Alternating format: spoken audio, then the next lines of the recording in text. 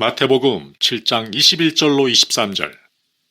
나더러 주여 주여 하는 자마다 다 천국에 들어갈 것이 아니요 다만 하늘에 계신 내 아버지의 뜻대로 행하는 자라야 들어가리라. 그날에 많은 사람이 나더러 이르되 주여 주여 우리가 주의 이름으로 선지자 노릇하며 주의 이름으로 귀신을 쫓아내며 주의 이름으로 많은 권능을 행하지 아니하였나이까 하리니, 그때에 내가 그들에게 밝히 말하되 내가 너희를 도무지 알지 못하니 불법을 행하는 자들아 내게서 떠나가라 하리라. 마태복음 7장 13절 이하에서 볼 수 있듯이 예수님께서는 좁은 문으로 들어갈 것과 거짓 선지자들을 삼갈 것, 그리고 열매로 그들을 알리라 라는 말씀을 하신 후에 앞서 우리가 읽은 말씀, 나더러 주여 주여 하는 자마다 다 천국에 들어갈 것이 아니요 라는 말씀을 하시고 계십니다. 무엇보다도 이 말씀은 불신자들이 아닌 자신을 신자라고 여기는 우리들에게 하시고 계시다는 점을 우리는 주목해야 합니다. 최후 심판의 그날에 이 세상에서 주의 이름으로 수많은 일들을 행했던 자들이 예수님께 나와 말합니다. 주여 주여 우리가 주의 이름으로 선지자 노릇하며 주의 이름으로 귀신을 쫓아내며 주의 이름으로 많은 권능을 행하지 아니하였나이까.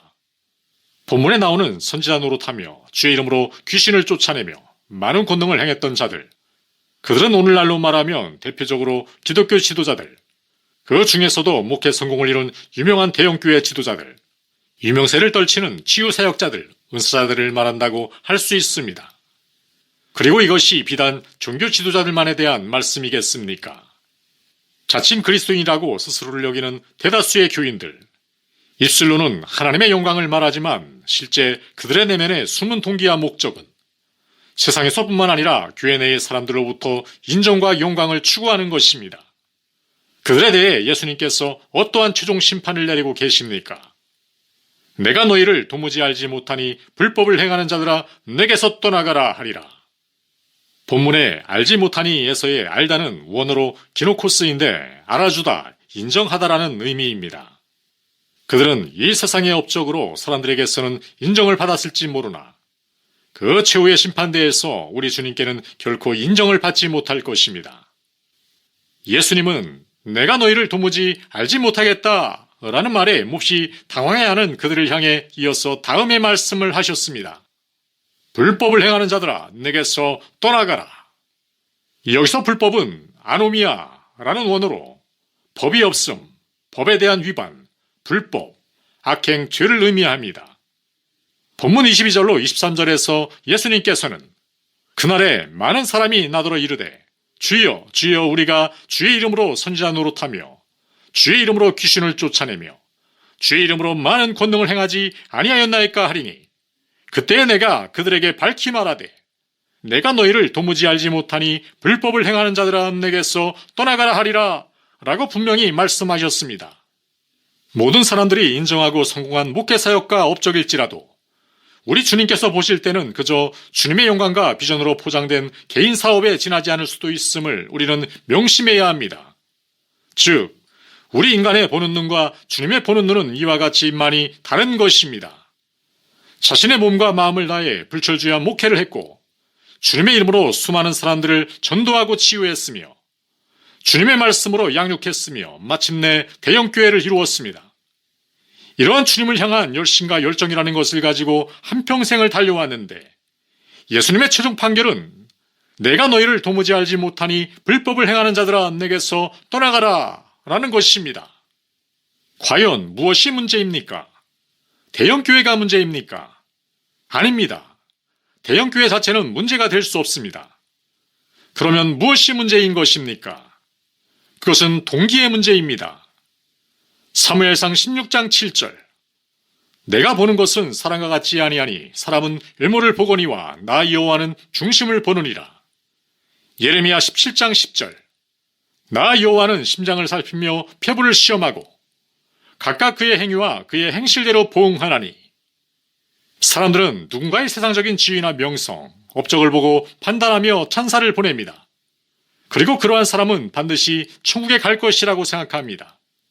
그러나 우리 주님은 우리의 심장을 살피고 폐부를 시험하십니다. 우리의 마음 중심 깊은 곳에 숨은 동기까지 모두 찾아내십니다.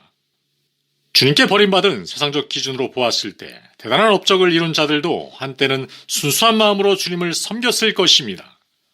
그러나 시간이 지남에 따라 하나님보다는 사람들의 말에 귀 기울이게 되었고 하나님을 두려워하기보다는 사람들의 평가에 더 민감해지게 되었을 것입니다. 한마디로 하나님께서 명하신 법대로 사역하지 않고 나 자신의 합리화와 적당한 타협, 이 세상에서 유행하고 통용되는 법으로 사역했을 것입니다. 결국 그곳에는 하나님의 영광과 한 영혼에 대한 안타까움은 온데간데였고 나 자신의 이름과 영광만이 견고하게 서게 된 것입니다. 그런데 더 무서운 것은 이 사실을 본인 자신도 모른다는 데 있습니다. 죽는 순간까지도 결코 깨닫지 못합니다. 나는 단지 주님을 위해 충성한 것밖에 없습니다. 우리는 구약 성경에서 이러한 비참한 삶을 살았던 대표적인 인물을 알고 있습니다. 사울은 한때 스스로를 작게 여기며 겸손했던 자였지만 왕이 된 후 마음이 교만해짐으로 말미암아 하나님의 말씀을 버려 버림받은 자입니다.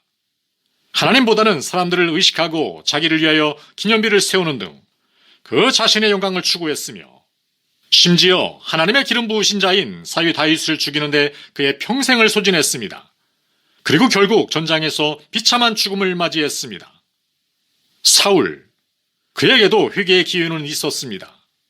그러나 그는 대표적으로 아말렉 전투 후에 왜 하나님의 명령대로 아말렉을 진멸하지 않았는가 라고 자신을 책망하는 사무엘에게 변명을 늘어놓기에 급급했으며 그 상황에서도 사무엘에게 백성들 앞에서 자신의 최면만을 세워주기를 바랄 정도의 영적 죽음의 상태에까지 이르렀던 것입니다.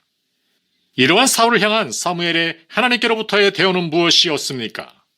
사무엘상 15장 22절로 23절. 사무엘이 이르되 여호와께서 번제와 다른 제사를 그의 목소리를 청종하는 것을 좋아하신같이 좋아하시겠나이까?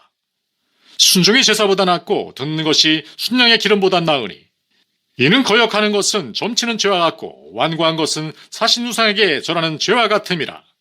왕이 여호와의 말씀을 버렸으므로 여호와께서도 왕을 버려 왕이 되지 못하게 하셨나이다.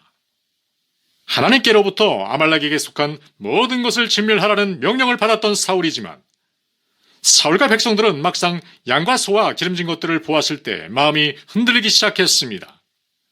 백성들은 그렇다 해도 사울 자신은 왕으로서 온전히 하나님의 명령에 순종했어야 합니다.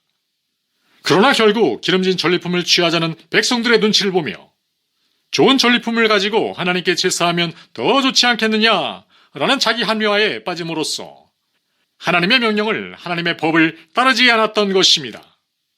그리고 그 결과는 버림받고 회개하지 않은 채 비참한 죽음을 맞이한 것입니다. 여러분, 하나님께서 명하신 대로 살지 못하여 그날에 버림받을 자들이 예수님께서 말씀하신 주의 이름으로 선지자 노릇하며 귀신을 쫓아내며 능력을 행했던 자들만의 문제겠습니까? 주변을 보십시오. 자칭 그리스도인들이라고 하는 자들의 삶을 보십시오. 입으로는 주여 주여 하지만 하나님의 영광을 운운하지만 그들의 삶에서 풍겨나오는 것이라고는 자기 자랑과 사람들에게서 인정받고 영광받고자 하는 목마름 밖에 없습니다. 한마디로 예수님께서 몸소 삶으로 가르쳐주신 겸손과 섬김은 전혀 찾아볼 수 없습니다. 세상 사람들과 구별되는 거룩한 삶은 전혀 찾아볼 수 없습니다. 예수님의 법은 이 세상에 있는 것들을 사랑하지 말라고 하셨건만 오히려 세상의 것들을 교회 안으로 끌어들여 그것들을 추구하며 그것들을 잣대로 사용하여 주님의 값주고 사신 형제들을 판단하고 차별합니다. 그리고 더 나아가 그것을 우리의 자녀들에게 추구하게 하고 있지는 않습니까? 주변을 보십시오. 온통 세상에서 유행하는 것들을 추구하며 탐닉하는 자들밖에 없습니다. 그러므로 심판의 그날에 주님께로부터 내가 너희를 도무지 알지 못하니 불법을 행하는 자들아 내게서 떠나가라 라는 판결을 받을 자들이 얼마나 많겠습니까? 이러한 설교를 하며 누군가는 당신은 너무 비관적입니다. 사랑의 주님께서 설마 그렇게 하시겠습니까? 라고 반문하실지도 모릅니다. 그러나 마태복음 7장에 최후 심판의 날에 벌어질 기가 막히는 광경을 미리 말씀하신 분이 누구십니까? 우리 주 예수님이십니다. 틀림이 없다는 말씀입니다. 그리고 당신은 사랑의 하나님만 아시지 공의와 진노, 심판의 하나님은 모른다는 것입니까? 이제 말씀을 맺겠습니다. 포로쇼 목사님은 그의 설교에서 불법을 행하는 자들아 부분을 다음과 같이 설교했습니다.